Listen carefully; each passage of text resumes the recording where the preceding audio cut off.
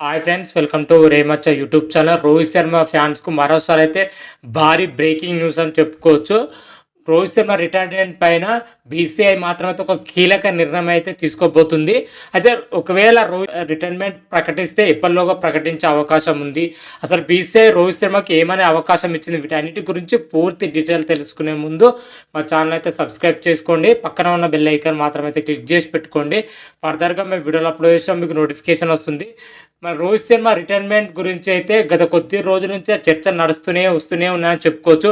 Border Gavaskar trophy ముగిసిన వెంటనే కూడా రోహిత్ శర్మ రిటైర్మెంట్ ప్రకటిస్తారని అయితే చర్చలు అయితే జరిగాయి. కాకపోతే దానిపైన రోహిత్ శర్మ అయితే చాలా ఘాటుగా స్పందించడం జరిగింది. ప్రజెంట్ నేను మాత్రం అయితే రిటైర్మెంట్ ఆలోచన అయితే లేదని అయితే క్లియర్ కట్గా అయితే చెప్పడం జరిగింది.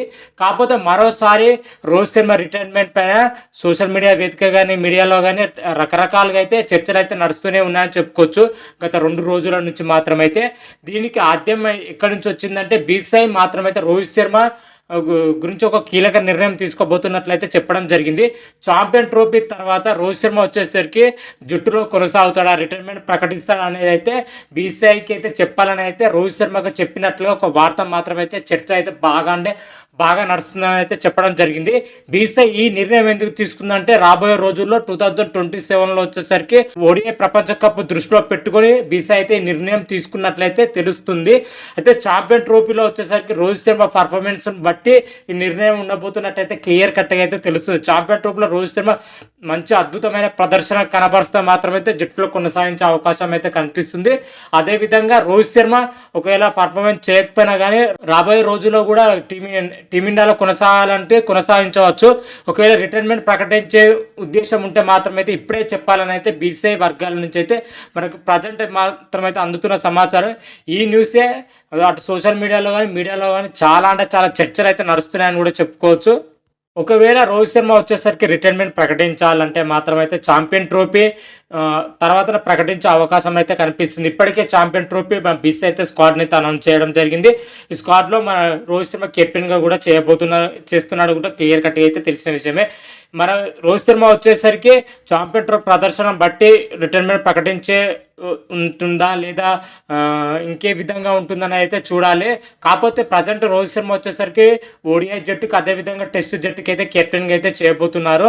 భవిష్యత్ దృష్టిలో పెట్టుకునే బీసీఐ అయితే నిర్ణయం అయితే తీసుకోబోతుంది. సడన్గా రోహిత్ శర్మ రిటైర్మెంట్ ప్రకటిస్తే మన టీమిండియాకి కెప్టెన్ ఎవరైతే సెట్ అవుతారో అన్న ప్రణాళికలు వేసుకోవడానికే ఈ నిర్ణయం అయితే తీసుకున్నట్లయితే తెలుస్తుంది. కానీ రకరకాల న్యూస్లు అయితే బయటకైతే వస్తూనే ఉన్నాయని కూడా చెప్పుకోవచ్చు. ఓ మీడియా ఒక రకంగా అయితే చెప్తుంది. వీటి అన్నిటికీ ఫుల్ స్టాప్ పడాలంటే అటు బీసీఐ కానీ అదేవిధంగా రోహిత్ శర్మ కానీ అఫీషియల్ అనౌన్స్మెంట్ చేస్తేనే వీటన్నిటికైతే ఫుల్ స్టాప్ పడతాయని కూడా చెప్పుకోవచ్చు. ప్రజెంట్ చూసుకుంటే మన టీమిండియా మొత్తం ఛాంపియన్ ట్రోఫీ పైన అయితే దృష్టి పెట్టింది. ఈ ఛాంపియన్ ట్రోఫీలో టీమిండియా ప్రదర్శన బట్టి మరి రోహిత్ శర్మ భవిష్యత్తు ఉండబోతున్నట్లయితే క్లియర్ కట్గా అయితే తెలుస్తుంది. బట్ నా ఉద్దేశం ప్రకారం అయితే 2027 వరకు అయితే మన రోహిత్ శర్మ జట్టుతోనే ఉంటేనైతే బాగుంటుంది. ఎందుకంటే ప్రజెంట్ మన టీమిండియా దృష్టిలో చూసుకుంటే మన రోహిత్ శర్మ అయితే పర్ఫెక్ట్ కెప్టెన్గా అయితే సెట్ అవుతాడు ఓడిఐ కానీ టెస్ట్కి కానీ. ఇప్పటికే రోహిత్ శర్మ T20లకు అయితే రిటైర్మెంట్ ప్రకటించే విషయం కూడా తెలిసిందే. కాకపోతే ఓడిఐ జట్టు సమతూకంగా ఉండాలన్నా కానీ మరి ఓడిఐ ప్రపంచ కప్ గెలవాలన్నా కానీ రోహిత్ శర్మ కెప్టెన్సీగా సాధ్యమవుతుందని అయితే మనకు తెలుస్తుంది. కాకపోతే రోహిత్ శర్మ వచ్చేసరికి 2027 వరకు జట్టుతోనే ఉండాలనేది అయితే నా యొక్క అభిప్రాయం. మీ అభిప్రాయం ఏంటనేది అయితే కామెంట్ రూపంలో తెలపండి. దీనిపైన రోహిత్ శర్మ రిటైర్మెంట్ పైన ఏదైనా అప్డేట్ రాగానే అయితే మరొక వీడియో చేసి అయితే అప్లోడ్ చేస్తాను. అంతవరకు మీకు ఈ వీడియో కానీ నచ్చినట్టయితే లైక్ చేయండి, షేర్ చేయండి.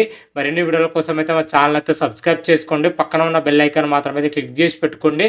ఫర్దర్గా మేము వీడియోలు అప్లోడ్ చేసాం మీకు నోటిఫికేషన్ వస్తుంది. హర హర మహాదేవ్ శంభో శంకర. Thank you.